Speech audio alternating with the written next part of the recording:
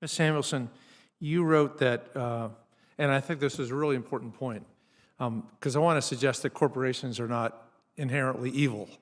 It sounds like we're bashing them for rebuying, stock repurchases and the like. But let me quote you. You said corporations are amoral. They're just a function of the rules and protocols and incentives that drive behavior.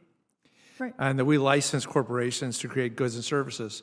Deeper than that, and I know you're a student of this, the creation of the corporation was to limit the liability of the people that were investing in it. There were all kinds of benefits that flowed from the rule of law around the corporation that implied a trade-off between their special status, their special protection, and their responsibility to society at large. Can you talk about those rules and protocols? Well, the most dominant one I spoke about a little bit earlier, I can't remember if you were in the room or out of the room when I did, but it's really about how we tethered CEO pay to the stock price. So the dominant measure today that is used in the market is TSR, total shareholder return, and it's basically made up of two things, dividends, and then these share buybacks, the repurchase of shares, which means some shareholders exit, and the ones who are left, it pops up the stock price by reducing the number of shares outstanding. The valuation is still the same, but the ones who are still there realize a gain. And that's what these investors want.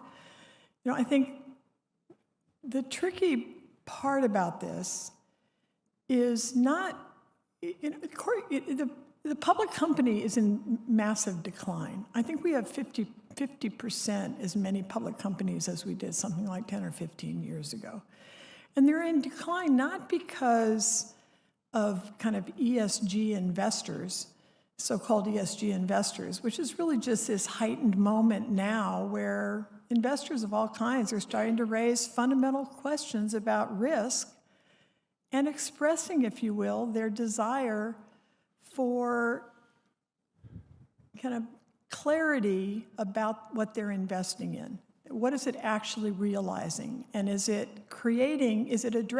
these companies addressing the kinds of concerns that people have as investors as well as citizens? I just think all these questions take us back to who will hold this system accountable. Corporations, as you said, corporations were created initially to kind of do the kinds of things you can't do with just your family's resources or those of your best friends. It's essentially it's kind of a bundle of contracts, or it's a way to hold together relationships. And yes, ultimately, they were also given limited liability so that they're not vulnerable to the same kinds of demands as executives would have been otherwise. And so, we're back to the question of kind of really who holds these powerful institutions accountable. I'm a big believer in business. I truly don't believe that we can solve our most complex problems without business at the table. I very believe in what Mr. Alexander's been talking about in terms of the need of the whole market to work well, not just creating the space where individual companies excel.